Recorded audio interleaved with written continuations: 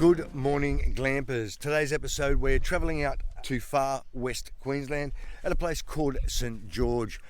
I got told there was a really nice caravan park out there. It is the cheapest in the area, so sit back, pour yourself a coffee, and let's explore St George, and I'll show you the campsite. Let's get into it. Let's go. Traveling around Australia in the motorhome, whilst our beach travels making memories on my own, singing to birds in every town in between. I'm thrilling and catching every breathtaking scene. Howdy doody glampers, welcome back for another episode of free and budget campsites in Queensland. Ha-ha! Righto, for all new viewers, my name's Peter and I'm chasing around campsites, caravan parks like this, wherever I can leave my bus for a budget to save you a bit of money. Believe it or not, we're around 120 kilometres away from the New South Wales and Queensland border at a place called St George. What a cool place.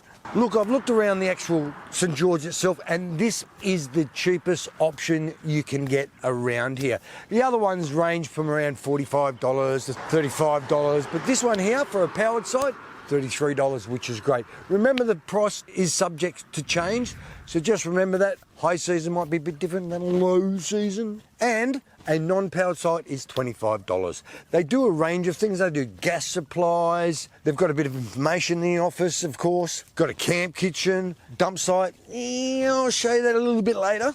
They also have cabins. They actually start from $100 a night and go up. There's quite a few things around St George to do. Not a huge amount of things, but quite a few things. We also got a sculpture of the Great Murray Cod. Look, there's a few shops in town. They've got an IGA. They've got a Food Works, a few cafes, a couple of pubs, stuff like that. And they've also got a great little walk that's down near the actual river itself. Righto, let's get in the park and have a look. What do you reckon? Cool is this camp kitchen. Look, it's not a huge commercial kitchen, of course, but it's got enough what you need to do. You've got your barbie here, beautiful, toaster, kettle, coffee.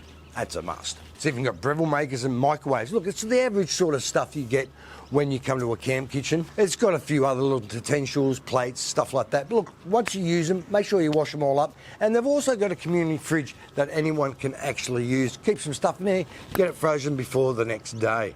How cool is this campy?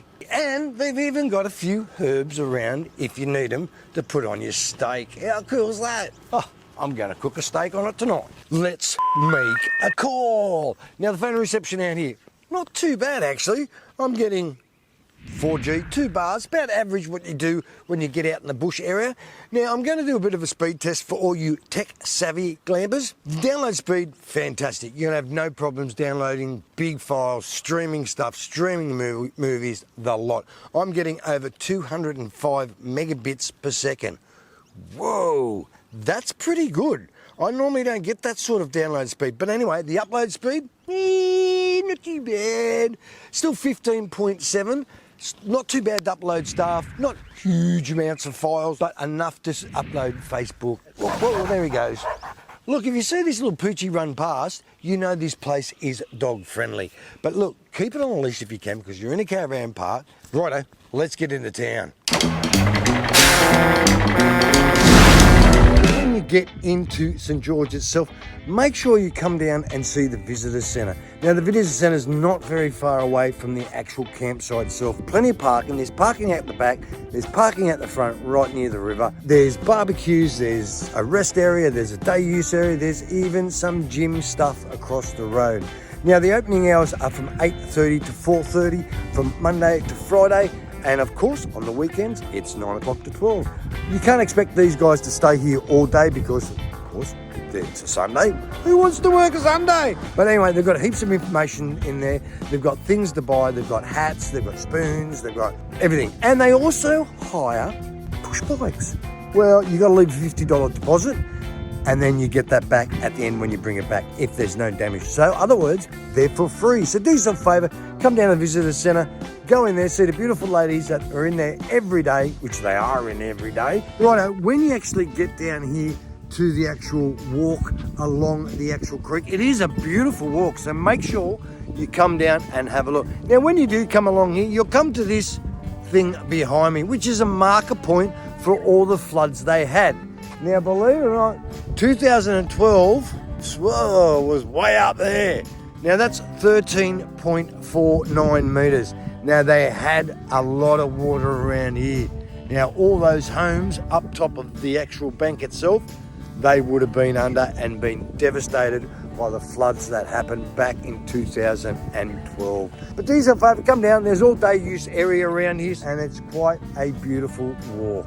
Righto, when you're travelling around St George itself, come down and you'll see this sculpture of a big Murray cod. Now, it's also where the actual weir is itself. So come down and have a look. There is barbecues down here, plenty of parking around here as well. Believe it or not, they have a St George Day on April the 23rd of 1846. Sir Thomas Mitchell crossed the actual creek here and established a camp, and he called the crossing St George Bridge. And of course, that's the bridge behind us. So, a little bit of information about this area itself. Can't miss it. Blue tree. Yes, this place even has a dump point.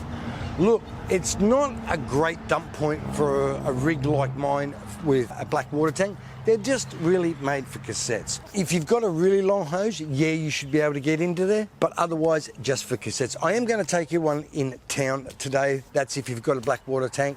It is a public site, so we'll eventually pop in there straight after this. It's got water here. Of course, most of the park is artesian water, so they don't have a treatment plant out here, so just be careful when you fill up your vans. Rather be safe than sorry. Now, there's one thing they also do as well. They actually do gas fills.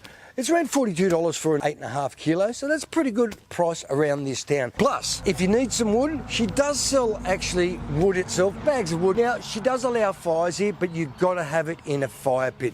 No fires to touch the ground at all. St George even has a dump site. Look, it's right near the actual showground itself.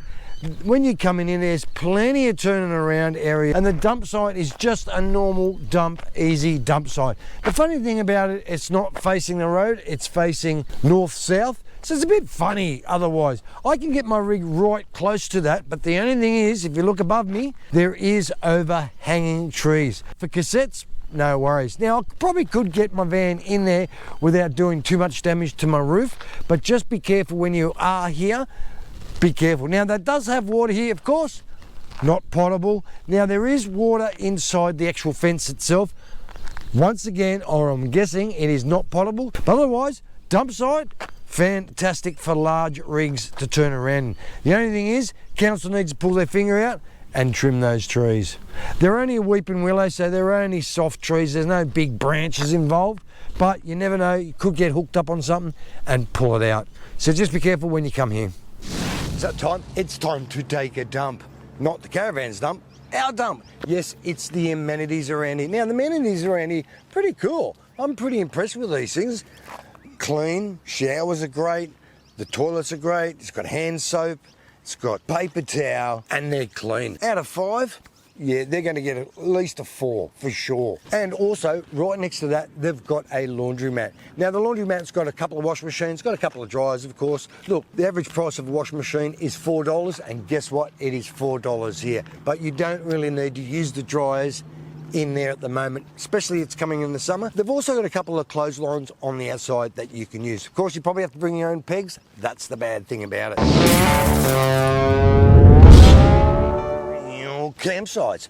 I must get the best campsite everywhere I go. Now, look, I think I've got one of the best campsites around. Wow. I'm looking at the other campsites at the moment, and they're in the shade, and I'm in the sun at the moment. Look, I've got power, which, like I said before, is $33 for a powered site and $25 for a non-powered site. Now, most of the campsites around here are powered campsites. When you're not using power at all, you just don't plug in. Now, all the sites around here, look, they're pretty good. Look, I'm looking around at the ground, and some of it is a bit unlevel. So you just, like I said, you just got to drive around and find the sweet spot. You've got shaded actual campsites. Now, right beside it, of course, you get the power. There's 2 outlets on either side. You've also got on the bottom of that for your grey water, and I'm even looking around there and there's nice lush green grass around here. Not a lot of it, better than the ones that I've been at the moment, which have just been dust bowls, but this one is fantastic. Some of the sites around here actually have concrete slabs, so if you're lucky enough to get one of them, you're laughing.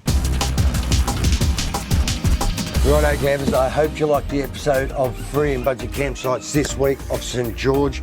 Look, the actual caravan park out here is not too bad for the price you pay. It is the cheapest option around here, and I think it is the best option because you've got the river walk right next to which you saw. You've got a couple of bit of sculptures, you've got the weir up there. There's quite a few things around here to look at, and it's pretty located and it's quiet out here. That's the good thing about it. Righto, I'm going to check out a campsite around 150 kilometres down the road. There's an artesian baths down there, so stay tuned next week and have a look at that one. It sounds right, and it's free. How cool is that? Anyway, if you like the video, give us a thumbs up, turn your notifications on, hit your subscribe button. Have a great weekend, and I'll see you on the road.